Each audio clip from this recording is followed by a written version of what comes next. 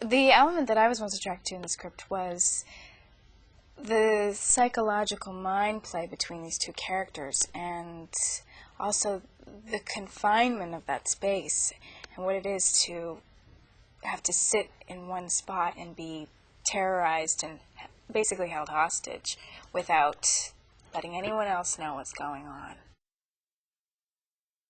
Wes is very unique.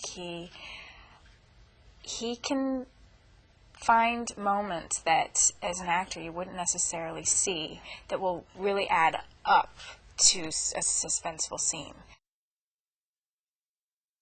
Killian is so great to work with. He's obviously incredibly professional. I was so impressed with him when he was being shot at, because he would just fall like a bag of hammers, and every time he'd get up and go, okay, let's do it again, and I just thought he must be killing himself, and he never complained once, and he just throws himself into it every time. Great physical actor. And then when we're sitting on the plane and we can't move at all, he's just so intense and quite frightening, considering he's such a nice guy, in real life. He brought a sense of real complexity to Ripner.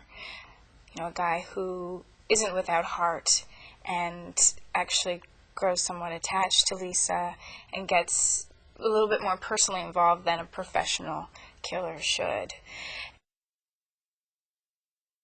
Jackson Ripner is charming and handsome and has some really good lines, knows what to say and how to make a person comfortable, and is very good at reading people's... he's very good at reading people. He has to, because of what he does for a living.